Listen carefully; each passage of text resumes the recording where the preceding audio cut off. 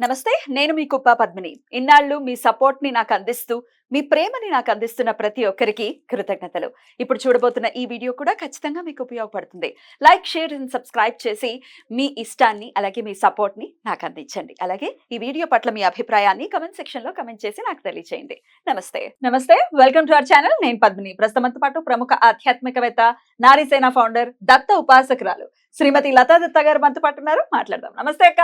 జయ గురుదత్తారా. అక్క, జాతకాల్లో మనం చూస్తూ ఉంటాం. ఎవరి దగ్గరైనా జాతకం చూపిస్తే మీకు కుజదోషం ఉందండి, రాహుకేతులకి సంబంధించిన సర్పదోషం ఉంది, లేకపోతే కాల సర్పదోషం ఉంది, ఇట్లా గురు శాపం ఉంది, తల్లి శాపం ఉంది, ఇట్లా రకరకాల, అంటే మూన్ రిలేటెడ్ అయితే తల్లి గురించి శని ఉంది, పంచమ శని ఉంది, అర్ధాష్టం శని ఉంది, రాహుకేతువులు ఉంది, లేదంటే గ్రహాలు ఏ గ్రహానికైనా ఖచ్చితంగా అంతే కదా. అన్ని గ్రహాలు యోగించేటటువంటి పరిస్థితి ఉండదు, అన్ని గ్రహాలు పీడించేటటువంటి పరిస్థితి కూడా పరిస్థితి ఉంది. సరే, అయితే ఒక్కొక్కరికి పాపం జాతకం లేని వాళ్ళ పరిస్థితి ఏంటి, ఎవరి వల్ల బాధింపబడుతున్నామో తెలియనటువంటి పరిస్థితి. మరి వాళ్ళ కోసం అనుకోవచ్చు, లేకపోతే ఈ గ్రహదోష నివారణ పూజలు చేయించుకోవటం మాకు స్తోమతకు మించినటువంటి విషయం అండి, మేము చేయించుకోలేము అనుకుంటే సర్వగ్రహ బాధ నివారణ కోసం ఏదైనా ప్రక్రియ ఉందా, ప్రత్యామ్నాయం ఉందా? తప్పకుండా ఉంది, అతి సులభంగా ఉంది. దాన్ని హనుమాన్ని ఆరాధించాలి. అసలు శని ఎఫెక్ట్ ఉంటేనే హనుమాన్ని ఆరాధిస్తారు. హనుమాన్ చాలీసా చదివితే శని ఎఫెక్ట్ నుంచి, ఏళ్ళనాటి శని ఎఫెక్ట్ నుంచి ఉపశమనం పొందుతాం, అర్ధాష్టం శని నుంచి ఉపశమనం పొందుతాం. దీని గురించి లాస్ట్ టైం ఒక కథ కూడా చెప్పాను, మళ్ళీ చూడని వాళ్ళ గురించి చెప్తాను. ఏమిటి అంటే రామసేతు నిర్మించే సమయంలో హనుమంతుడిని కూడా ఏళ్ళనాటి శని సమయం వచ్చింది. ప్రతి ఒక్కరి జీవితంలో వస్తుంది కదా, శివుడికే తప్పలేదు. మరి అలాగా హనుమానికి వచ్చింది. కానీ మరి శనీశ్వరుడికి భయం హనుమాన్ని పట్టుకోవాలంటే. హనుమా నిన్ను పట్టుకునే సమయం వచ్చింది అంటే, నాకు ఇప్పుడు సమయం లేదన్నాడట. ఆయన వల్ల ఆయన నేను రామసేతు నిర్మించాలి, రాముడి కోసం, లక్ష్మణుడి కోసం, మరి నేను లేకపోతే ఎలా?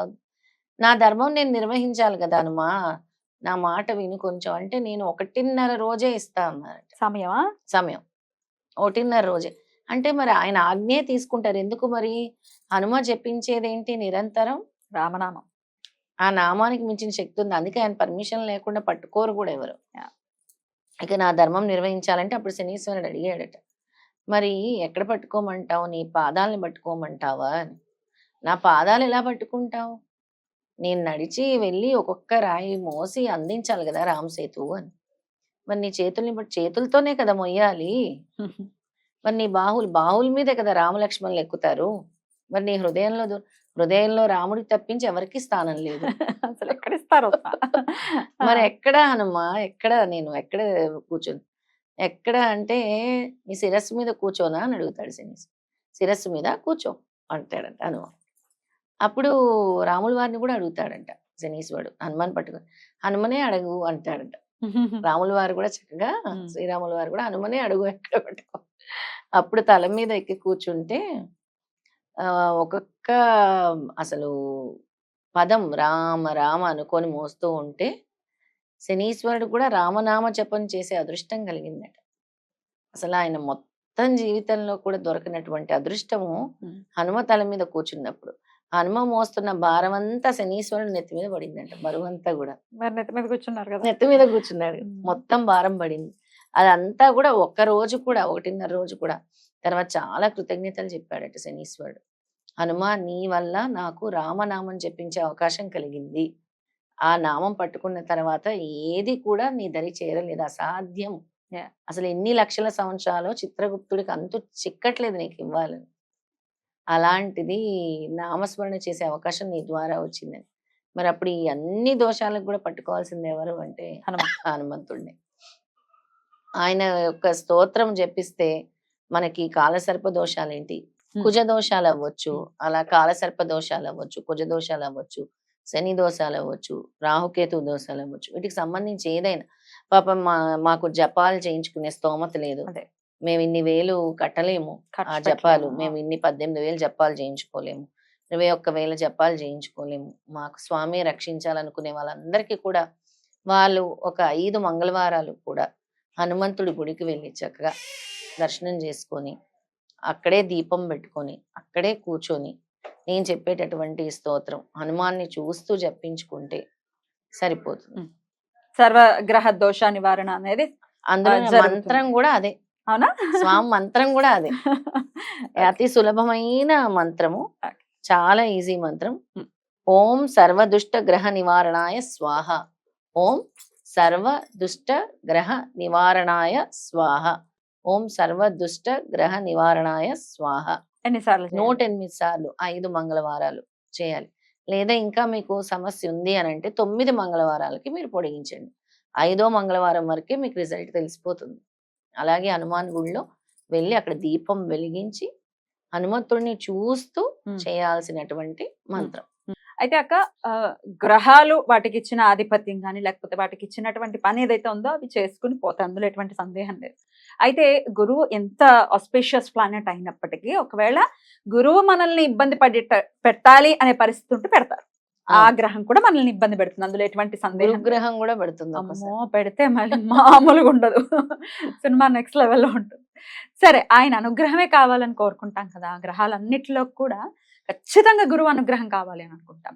మరి గురువు అనుగ్రహం కోసం ఒకవేళ గురువు వల్లనే ఇబ్బందులు వస్తున్నట్టయితే ఏం చేసుకోవచ్చు?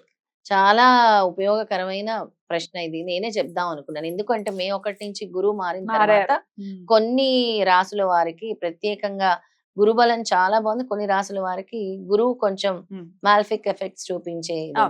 అలాంటి వాళ్ళందరూ కూడా గురు దత్తాత్రేయ గుడిలకు గాని క్షేత్రాలకు గాని వెళ్ళాలి. లేదా వెళ్ళే సమయం లేకపోవచ్చు, వెళ్ళే అవకాశం లేని వాళ్ళందరూ కూడా గురువుని ఎక్కువగా పూజించాలి ఇంట్లో కూర్చొని. నేను ఎప్పుడు చెప్తూ ఉంటాను, ఎక్కువ శనగల ద్వారా మీరు ఏవైతే ఈ శనగలు ఉంటాయి, ఎల్లో కలర్ శనగలు ఉంటాయో అవి చక్కగా నానపెట్టి వాటిని మాలగా గుచ్చి 108 మాలగా గుచ్చి దత్తాత్రేయ స్వామి పటానికి వేసి, అలాగే నేను చెప్పినటువంటి మంత్రాలు చాలా ఉన్నాయి. దత్త గాయత్రి చెప్పాను, నేను దత్త గాయత్రి మంత్రం చెప్పాను. అలాగే ఓం ద్రాం శ్రీం శ్రీ గురుదేవ దత్త చెప్పాను.